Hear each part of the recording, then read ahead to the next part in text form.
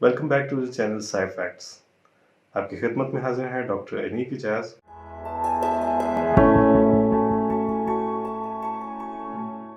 Recently एक बहुत बड़ा सानेहा यंगस्टर्स ऑफ पाकिस्तान के लिए हुआ। एक सीएसएस ऑफिसर जिनका नाम बिलाल पाशा था, एक सुपरस्टार, एक रॉक स्टार हमारे यंगस्टर्स के लिए, एक हम जैसे लड़कों के लिए ऐसी उम्मीद जिनसे इतनी मोटिवेशन मिलती थी जिसका कोई हिसाब किताब नहीं। जी हाँ दोस्तों, एक ऐसा बंदा जो कि एक दिहाड़ीदार मजदूर का बेटा और गुर्बत से उठा हुआ इंसान, जो लोग कहते हैं कि पैसा बनाने के लिए या शोहरत हासिल करने के लिए बैक पे पैसा होना चाहिए, उनको डिफाई करने वाली पर्सनैलिटी। आज हम उस शख्स के बारे में बात करेंगे जिनका नाम है बिलाल पाशा। बिलाल पाशा सीएसएस करके 47th पोजीशन लेके इन्होंने अपना टेस्ट जो है ऑल ओवर पाकिस्तान क्लियर किया। He was MPhil. और बहुत ही हैरानकुन बात यह है कि एक दिहाड़ीदार मजदूर का बेटा जो कि स्कॉलरशिप्स पे पढ़ पढ़ के आगे निकला, जिससे मरते वक्त उसकी माँ ने कहा, बेटा तू ज़रूर एक बड़ा अफसर बनना। और इस लड़के ने यकीन जाने कोई कसर नहीं छोड़ी। मेरे नज़दीक पाकिस्तान की क्रीम्स ऑफ क्रीम्स में से ये बंदा था।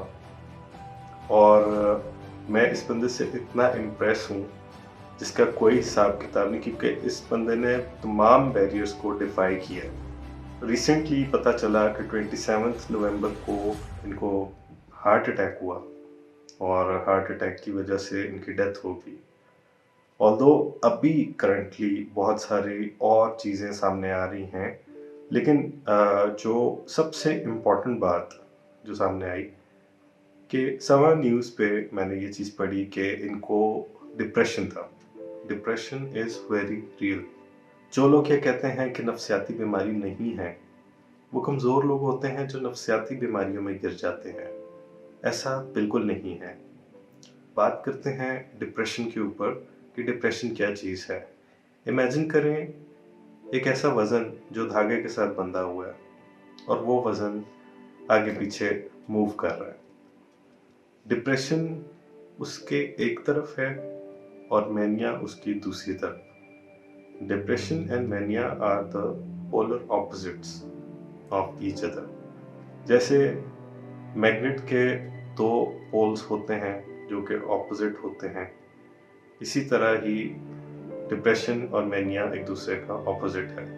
डिप्रेशन के सबसे कॉमन सिम्टम्स कौन से हैं? सबसे पहले सोशल बंदा नहीं रहता, एंटी सोशल हो जाता है। आपका दिल करता है आप तन्हाई में बैठे रहें। This is also depression. So properly depression की डेफिनेशंस आपको गूगल पे बहुत सारी मिल जाएंगी।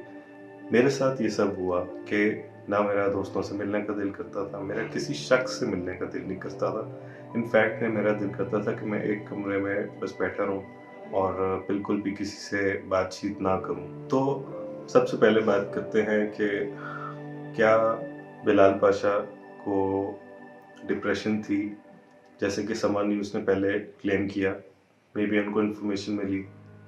तो दोस्तों बिल्कुल डिप्रेशन के साथ बहुत सारी कार्डियोवास्कुलर डिजीज़ेस का लेन देन होता है। मैंने डिप्रेशन में इनफैक्ट यहाँ तक कि मेरा बीपी भी रेस होता था और इसके अलावा मुझे पल्पिटेशन भी होती थी। ऐसे महसूस होता है कि जैसे आपके कान में आपकी हार्ट बीट जो है वो बज रही है।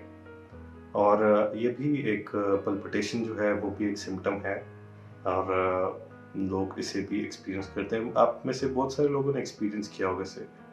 तो अपनी इस क्लेम को मैं बैक करना चाहूँगा एक रिसर्च से जो कि फिनलैंड में हुई। ऑल्दो काफ़ी पुरानी है लेकिन still it is valid and it is actually मेरे नज़दीक और मेरे अपने एक्सपीरियंस के नज़दीक कार्डियोवास्कुलर डिजीज़ का डिप्रेशन के साथ बहुत सारा लेना देना है। फिनलैंड के अंदर एक रिसर्च हुई और इस टेस्ट के अंदर दो मुख्तलिफ तरह की स्टडीज़ की गई।